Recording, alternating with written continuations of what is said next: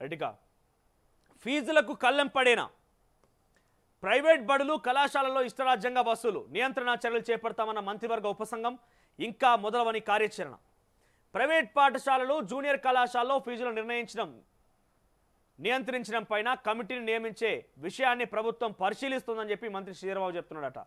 ఇక రాష్ట్రంలో బీటెక్ కంటే కొన్ని ప్రైవేట్ పాఠశాలల్లో ఎల్కేజీ ఫీజు అధికంగా ఉంది. ఈ భారంతో తల్లిదండ్రులు ఇబ్బందులు పడుతున్నారని నియంత్రణ లేకపోతే ఎలా అంటున్నారు మంత్రి సీతక్క. రాష్ట్రంలో విద్యారంగంలో తీసుకురావాల్సిన సంస్కరణ పైన సెప్టెంబర్ 11న శ్రీధరబాబు చైర్మన్గా ఏర్పాటైన మంత్రివర్గ ఉపసంఘం తొలి సమావేశం మంత్రులు వ్యాఖ్యలివి. సమావేశం జరిగి 3 నెలలు గడిచినా ఇప్పటి వరకు మరో భేటీ జరగలేదు. కమిటీ ఏర్పాటు కాలేదు.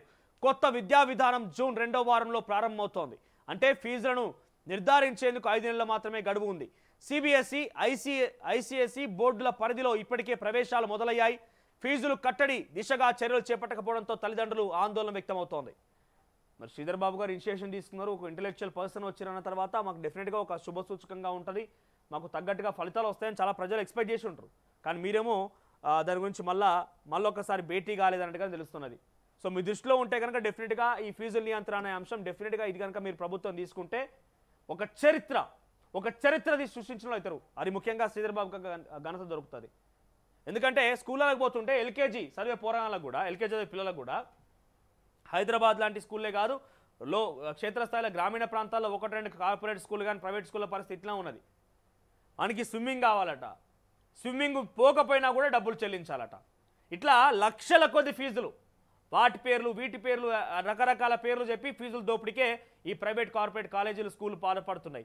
సో ఇది కనుక నిర్ణయం రాష్ట్ర ప్రభుత్వం తీసుకుంటే కట్టడి చర్యలు ఎంత తీసుకోవాలి, ఫీజు ఏ రకంగా ఉండాలని గైడ్లైన్స్ కనుక రాష్ట్ర ప్రభుత్వానికి లోబడి కనుక మీరు ఫీజులు చెల్లించేటువంటి విషయాలపైన ప్రైవేట్ కార్పొరేట్ కాలేజీల పైన ఒత్తిడి తీసుకొస్తే ఆ నిర్ణయం తీసుకుంటే కాంగ్రెస్ పార్టీ ప్రభుత్వం ఈ యొక్క ప్రైవేట్ స్కూల్ కార్పొరేటర్ స్కూల్కి సంబంధించిన విద్యార్థుల తల్లిదండ్రులంతా కూడా చిరస్మరణీయంగా మీ ప్రభుత్వం వచ్చేటువంటి సారి ఉన్నా లేకపోయినా ఏం జరిగినా ఏమున్నా రాజకీయాల్లో ఏం జరిగినా కూడా చిరస్మరణీయంగా మిమ్మల్ని స్మరించుకుంటారు.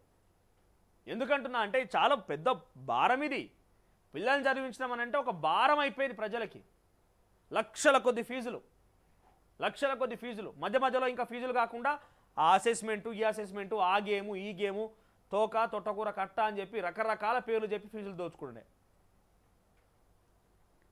ఇక ప్రైవేట్ పాఠశాల కళాశాల ట్యూషన్ ఫీజులు తల్లిదండ్రులను బెంబేలెత్తిస్తున్నాయి. ప్రభుత్వ నియంత్రణలో లేకపోవడం యాజమాన్యాల ఏటా సగటున 10 నుంచి 11% 15% పెంచుతూ పోతుండడంతో ప్రధానంగా చిరుద్యోగులు మధ్యతరగతి పెనుభారంగా మారాయి. జీవో నెంబర్ 91 ప్రకారంగా కలెక్టర్లు చైర్మన్గా ఉండే డిఎఫ్ఆర్సి జిల్లా ఫీజుల నియంత్రణ కమిటీలకు నియంత్రించే అధికారం ఉందని గతంలో భావించేవారు. అయితే డిఎఫ్ఆర్సీలకు ఆ అధికారం లేదని రాష్ట్ర ప్రభుత్వ ఆధ్వర్యంలోని కమిటీలకు మాత్రమే అధికారం ఉంటుందని సుప్రీంకోర్టు 2016 సెప్టెంబర్ 19న తీర్పునిచ్చింది.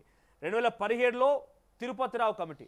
ఈ నేపథ్యంలో గత బీఆర్ఎస్ ప్రభుత్వం ఆచార్య తిరుపతిరావు చైర్మన్గా ఒక కమిటీని నియమించింది. ఆ కమిటీ 2017 డిసెంబర్ నెలలో ఒక నివేదిక ఇచ్చింది. 10% మించకుండా ఏటా ఫీజులు పెంచుకోవచ్చని తేల్చి చెప్పింది. ఇవాళ అవకాశం ఇస్తే ఊరుకుంటారా? 10% పెంచమంటే 100% పెంచుతారు వాళ్ళు.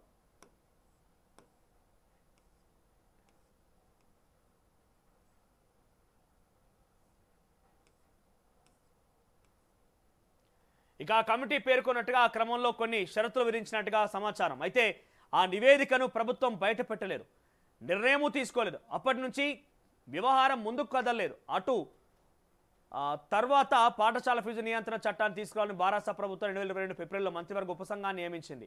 సో దాని ప్రకారం ఏముండే అంటే ఏడాది మే 18వ తేదీన వెబ్సైట్ ఫలితాలు విడుదల సందర్భంగా అప్పటి విద్యాశాఖ ముఖ్య కార్యదర్శి బుర్రా వెంకటేశం మాట్లాడుతూ ఫీజుల నియంత్రణకు చట్టం తీసుకొస్తామని పేర్కొన్నారు. తర్వాత ఏర్పాటైన మంత్రివర్గ ఉపసంఘం ఫీజుల కట్టడికి కమిటీని ఏర్పాటు చేసే యోచనలున్నట్టుగా వెల్లడించింది. ఆ విషయాన్ని సెప్టెంబర్ 30న డిఎస్సి ఫలితాల విడుదల సందర్భంగా సీఎం రేవంత్ రెడ్డి కూడా పునరుద్ఘాటించారు. ఇప్పటి వరకు దానిపై కార్యాచరణ మాత్రం కనిపించలేదు. ఇక ఏటా 15% పెంపునకి ట్రస్మా ప్రైవేట్ పాఠశాలలో ట్యూషన్ ఫీజు 15% పెంచుకునేందుకు అవకాశం కల్పించాలని తెలంగాణ ప్రైవేట్ పాఠశాల యాజమాన్యం సంఘం తాజాగా విద్యా కమిషన్ చైర్మన్ ఆకునూరు మురళికి విన్నవించింది.